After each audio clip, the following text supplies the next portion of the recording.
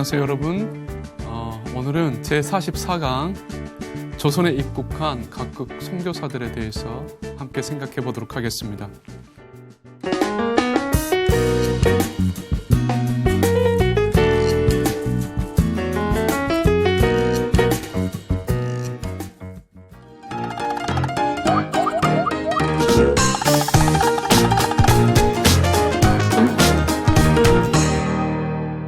18세기 후반부터 시작된 해외 선교에 대한 관심은 구미 열광의 식민지 정책과 맞물려 현지인들이 복음을 받아들이는데 방해가 되는 부정적인 요소로 작용한 것이 사실입니다.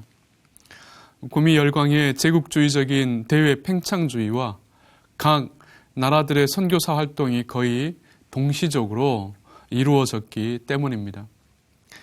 각 나라들의 선교사 활동은 자국의 식민지 개척에 도움을 주는 식으로 인식될 수 있었습니다. 실제로 이 면을 완전히 부정하기도 어려운 것이 사실입니다. 하지만 이러한 시대적 현실에도 불구하고 선교사들의 복음에 대한 순수한 헌신도 의심스러운 것으로 봐야 하는가에 대해서는 우리가 좀 더 깊이 생각해야 할 것입니다. 백인 우월주의에 근거한 기독교 문화의 전파라는 시각으로만 본다면 선교사들의 목숨을 건 복음에 대한 그 순수한 열정은 매우 헛된 것으로 여겨집니다. 우리는 선교사들의 예국에 믿지 않는 사람들을 위한 복음에 대한 헌신 자체를 이러한 면에서는 이제 비판적으로 볼 수는 없을 것입니다. 이렇게 아마 이해하는 것이 좋을 것 같은데요. 구미 열광의 선교사들은 자국의 식민지 정책이나 대팽창주의를 수단으로 삼아서 아시아 여러 나라들과 조선에 왔다고 보면 좋을 것입니다. 우리가 로마 제국의 대팽창주의에 의해서 초대교회의 복음이 전파되는 것을 우리가 초대교회와 관련하여서 확인할 수 있는 것인데요. 하나님의 섭리적인 면에서 볼 때 하나님은 이러한 일들을 통해서 복음이 세계 곳곳에 전파되도록 하셨다는 것입니다. 당시 구미 열광의 식민지 정책과 대평창주의가 조선에 큰 어려움 없이 복음이 들어오는 데 길을 제공한 역할을 했다고 우리가 생각하면 될 것 같습니다. 그리고 선교사들의 본래적인 의도가 어떠하든지 복음 전도와 함께 선진 문화의 전수자의 역할을 통해서 한 나라에 많은 기여를 했다는 것도 부정될 수는 없을 것입니다. 조선과 관련하여서 또 이러한 면은 인정되어야 할 것인데요. 즉 선교사들이 병원과 학교를 세워 현지 사람들에게 많은 문명적 혜택을 준 것은 몇몇 측면에서 부정적인 요소들이 있다고 해도 감사할 일입니다. 선교사들이 무조건적으로 제국주의적인 서구의 선진 문화를 선교지에 이식했다기보다는 오히려 그들이 증거한 복음의 순수성과 관련하여 문명적인 유익을 위해 전수했다는 사실도 잊지 않아야 할 것입니다. 한 예로 우리는 미국 선교사들의 도움으로 우리나라 최초의 재중원 의사가 된 백정의 아들 박서양을 우리가 생각할 수 있는데요. 아마 조선 사회에 어떤 변화가 없었다고 하면 백정의 아들이 의사가 되는 것은 거의 불가능한 것이죠.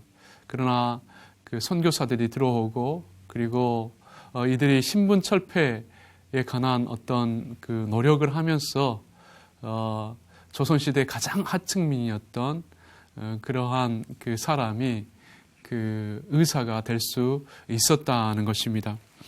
여러분들이 잘 알겠지만 백정은 조선 사회에서 속죄 양이었습니다. 백정은 기아집에서 살 수 없었고요. 또 비단 옷이나 집신도 신을 수 없었습니다.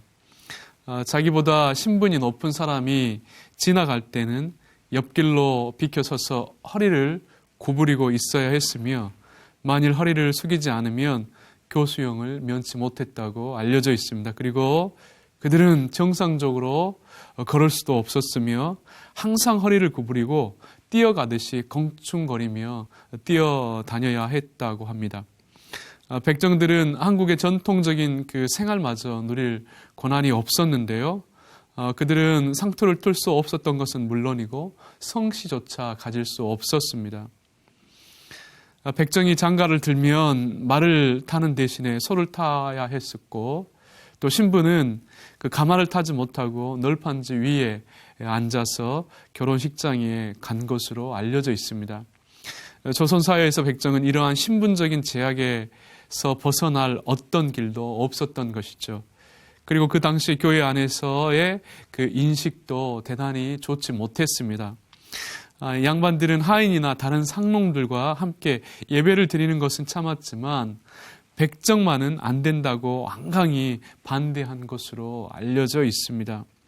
귀천 분리의 간습을 하루아침에 허물 수 없다는 그 이유로 양반들은 그 백정들과 함께 예배 드리는 것을 거부한 것이죠. 아무튼 이러한 시대적인 배경 속에서 그 백정의 신분 철폐를 위해 헌신했던 그 미국 북장로 교회의 사무엘 무어 선교사의 많은 노력 속에서 결국 가오 개혁으로 1895년에 백정의 그 신분이 철폐가 되었습니다. 아무튼 이러한 상황 속에서 그 백정의 아들이 그 제중원의 의사가 될 수 있었던 것이죠. 물론 그 이러한 유익들 때문에 무조건 그 외국 선교사들이 좋다는 식의 일반적인 어떤 평가 역시도 조심스러울 것입니다. 우리는 선교사들이 한국 교회와 사회에 준 유익과 함께 과연 그들이 서구 문물의 이식 과정과 교회를 세우는 선교 정책에 있어서 혹 잘못된 점들은 없었는가도 조심스럽게 살펴볼 필요가 있는 것이지요. 한국 교회가 외국 선교사들을 파송할 때 준비된 사역자로 보낼 수 있는 좋은 지침을 이제 이러한 어떤 점검을 통해서 얻을 수 있을 것입니다. 아무튼 이러한 속에서요, 이제 이해 속에서 오늘 저는 그 조선에 입국한 선교사들에 대해서 아주 간략하게 여러분과 함께 생각해 보기를 원합니다. 첫 번째로 선교사들의 입국에 대해서 함께 나누어 보도록 하겠습니다. 1886년 토마스 선교사를 태운 그 제너럴 셔머너가 불태워진 사건을 계기로 미국은 1871년 6월 10일에 5척의 군함을 끌고 와서 조선과 격전을 치렀습니다. 이제 소위 이것을 우리는 신미양요라고 부릅니다. 이 사건의 결과로 흥선대원군은 척합의를 세우고 몇 해 동안 더 강렬한 세국 정책을 폈습니다. 하지만 1873년 차익현 등의 유학자들과 세도 가문들, 이제 안동 김씨라든가 풍양조 씨, 그리고 영민 씨 등을 앞세운 명성항우와 고종의 견제로 흥선대원군은 이제 결국 실각하게 됩니다. 흥선대원군의 실각 이후에 조선은 세국 정책을 포기하고요. 1876년 일본과 강화도 조약을 맺은 이래로 예국의 문호를 개방하기 시작했습니다.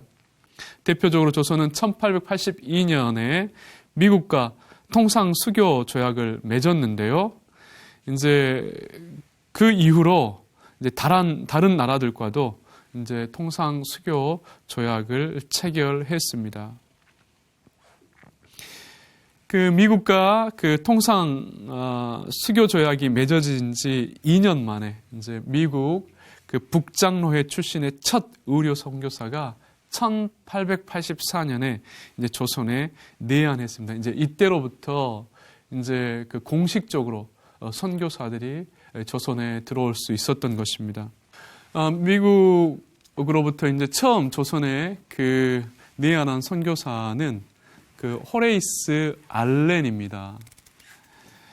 이 알렌은 그 미국 영사관에 소속된 그 의사 신분으로 1883년 중국 선교를 위해서 떠났지만 이제 그의 요청 속에서 이제 미국 그 북장로회 선교본부와 이렇게 이제 연락을 주고받으면서 이제 결국 이제 1884년에 처음 이제 조선에 도착한 것이죠. 특별히 알렌은 그 1884년 12월에 김옥균 등 급진 개혁파가 그 갑신정변을 감행할 때 가장 먼저 그 자객의 기습으로 칼을 맞아 중상을 입은 그 명성황후의 조카인 민영익을 그 치료해주고 이제 우리나라 최초의 서양식 국립병원인 강혜원 이제 이주 후에 제중원으로 바뀌는데요. 이제 이 국립병원의 어떤 개원을 허락을 받습니다. 이제 이 병원을 통해서 이제 이후에 그 미국 선교사들이 아주 조직적인 그 선교를 전개했다고 이제 우리에게 알려져 있습니다. 그런데 이제 그 호레이스 알렌과 관련하여서 이제 부정적인 어떤 평가들이 있는데요. 여기서 제가 하나만 말씀드리면 그 알렌은 그 대한제국의 의료 시스템에서 한의학을 그 배제시키는 일에 그 공헌한 인물로 알려져 있습니다. 그리고 점이 이제 수호 통산 조약에 대한 결과로 1883년에 민혁익을 대표로 한 그 견미 사절단이 미국으로 건너갑니다. 그곳에서 이제 민혁익은 미국의 대륙횡단 기차 안에서 미국 감리교 목사인 존 프랭클린 가우치를 만납니다. 이제 가우처 목사는 그 민혁익을 만나서 처음 한국 선교에 대해 이제 관심을 갖게 되는데요. 조선 선교를 위해 미국 감리교 선교부에 선교사를 파견해 줄 것을 그 요청한 편지를 보내고요. 또 선교비도 이제 많이 보내게 됩니다. 특별히 이제 가우처 목사는 미국 감리교 선교부에 무관심이 이제 지속이 되자 일본에서 활동하는 친구인 로버트 맥클레이 목사 부부에게 조선의 선교와 교육에 대해 알아보도록 부탁을 합니다. 맥클레이는 이 요청을 받은 즉시 이제 조선을 방문하게 되는데요. 이제 그 맥클레이는 이제 조선을 방문하고 다음과 같은 그 내용을 이제 미국에 이제 그 알립니다.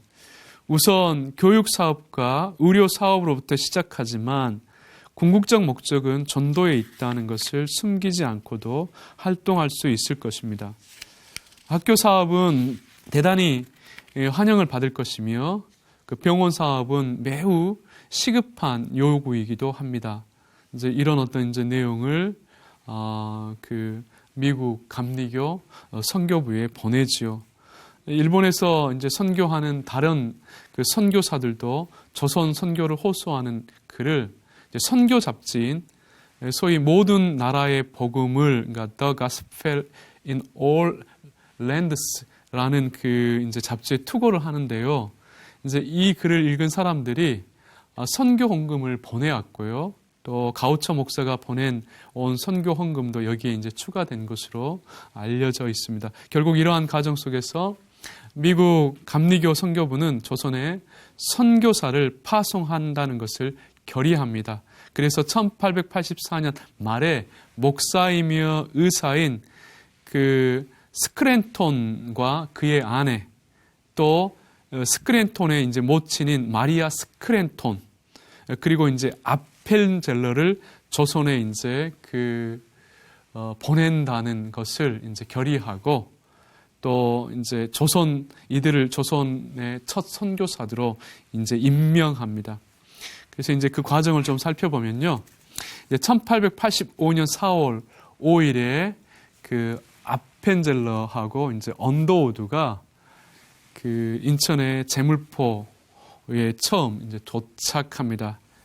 특별히 이제 이 아펜젤러는 그 1887년 10월 9일에 4명의 한국인 신자와 함께 감리교 최초로 예배를 드리게 되는데요. 결국 이제 그 예배를 통해서 한국 최초의 감리교회인 정동교회, 지금 현재는 정동제일교라고 하는데요. 이 정동교회가 이제 설립이 됩니다.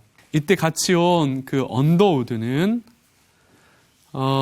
그 미국 북장로회가 파송한 한국 최초의 복음 선교사였는데요. 이제 그가 이제 들어오면서 다음과 같은 기록을 이제 미국 선교본부에 보냅니다. 우리는 부활주일에 여기 왔습니다. 이날에 죽음의 철장을 부수신 주님께서 이 백성을 얽매고 있는 줄을 끊으시고 그들로 하나님의 자녀들이 얻는 빛과 자유를 누리게 하소서, 이제 이런 기록을 이제 그 미국 선교본부에 보고하죠. 아무튼 언더우드는 한국에 와서 그 제중원에서 이 알렌과 함께 이제 사역을 하면서 선교 사역을 감당합니다. 특별히 그 언더우드는 대표적으로 1887년 9월에 우리나라 최초의 장로교회인 정동교회, 현재는 이제 세문안교회라고 불리고 있는데요. 이 정동교회와 1915년에는 이제 연희 전문학교를 설립을 했습니다. 그리고 많은 이제 활동을 하게 되죠. 그리고 이제 잠깐 시간이 흐른 이후에, 그러니까 소위 1885년 6월에 약 2달 정도가 지난 후에 미국 감리교 의료 선교사로 이제 스크랜톤 이제 부부와 그리고 이제 마리아 스크랜톤, 이제 어머니인 마리아 스크랜톤이 이제 한국에 도착을 합니다. 특별히 그 마리아 스크랜톤 여사는 그 우리나라 최초의 그 여성 교육기관인 이화학당을 설립한 우리나라 근대 여성 교육의 이제 선구자로 알려져 있습니다. 이제 그 이후로 이제 많은 선교사들이 이제 들어오는데요. 이제 1889년에 호주 장로교에서 들어오고요. 그리고 1890년에는 영국 성공회, 그리고 또 침례교는 1889년, 구세군은 1908년 이제 계속해서 많은 선교사들이 들어와서 활동을 하게 됩니다.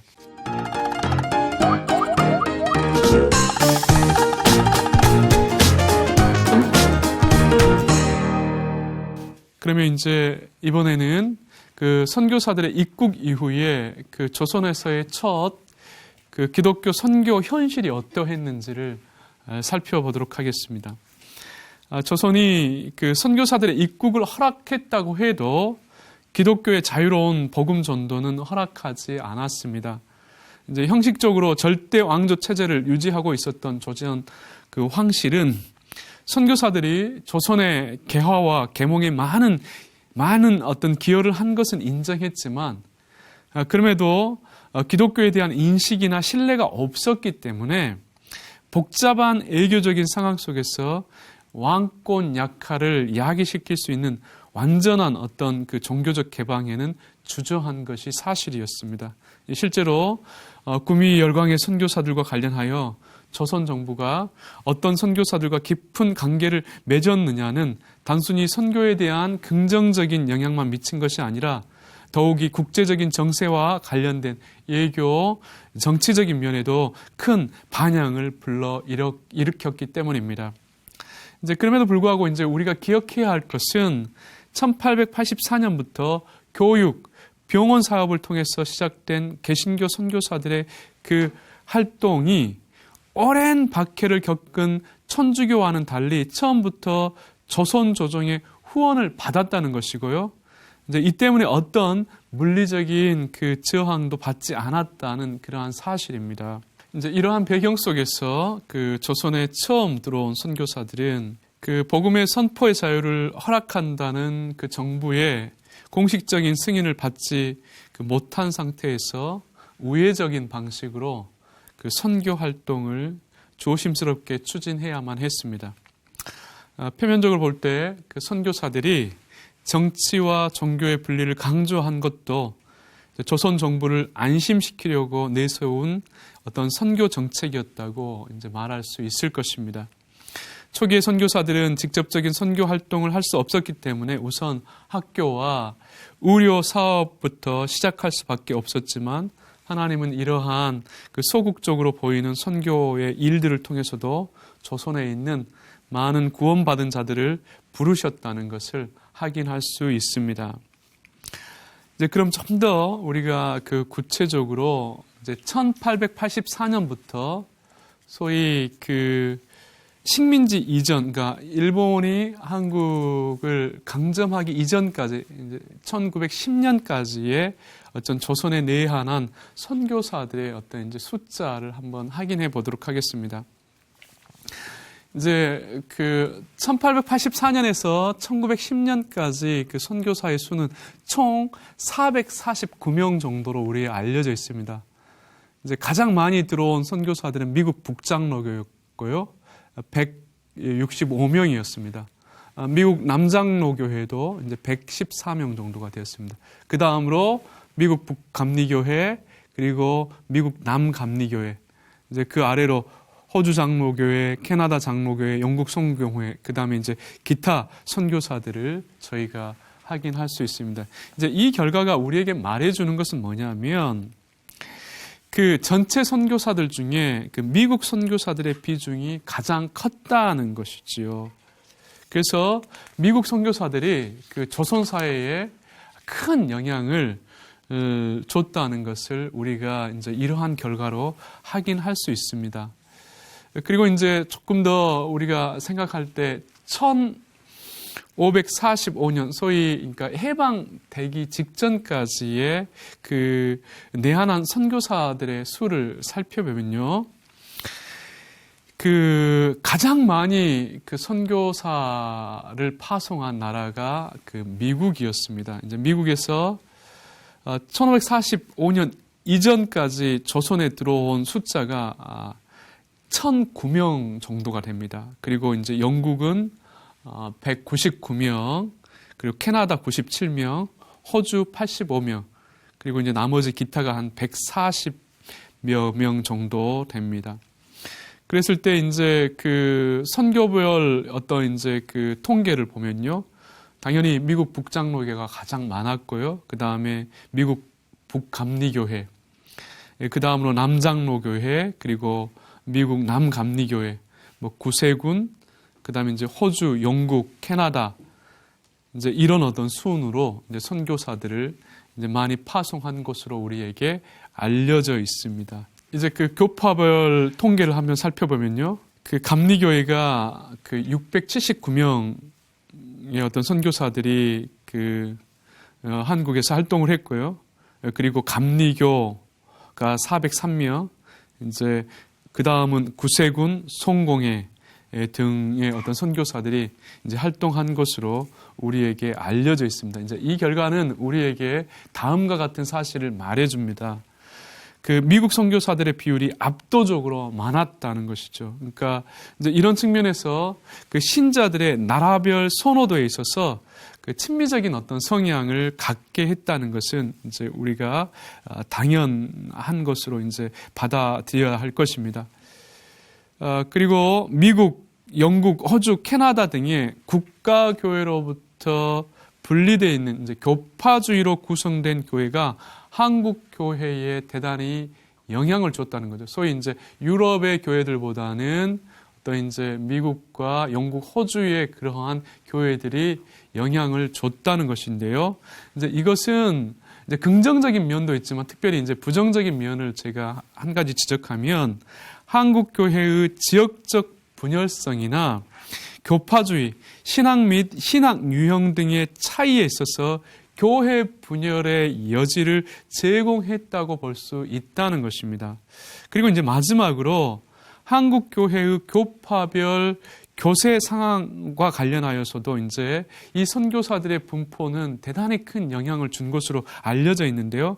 한국에서 장로교가 가장 많은 그 교세를 가지고 있었던 것은 당연히 미국의 어떤 이제 장로교 선교사들이 가장 많이 파송되었기 때문입니다. 그리고 당연히 감리교가 큰 것은 한국에 내한한 그 감리교 선교사들의 숫자가 장로교 다음으로 많았기 때문입니다. 그러니까 지금 한국의 교세 형향은 이제 그 선교사들의 파송 숫자와 어느 정도 비례해 있다는 것을 우리가 알 수 있고요. 이제 그러한 배경 속에서 지금 한국 교회가 성장했다는 것을 기억해야 됩니다. 그래서 이제 당연히 지금도 한국 장로교회가 교세 현황에서 가장 크고, 그 다음에 감리교, 그 다음에 이제 다른 어떤 이제 교파들 교회로 저희가 알려져 있습니다. 이제 마지막으로 그 한국에 내한한 선교사들의 현황과 관련된 이제 선교 문제에 대해서도 한번 지적해 보도록 하겠습니다.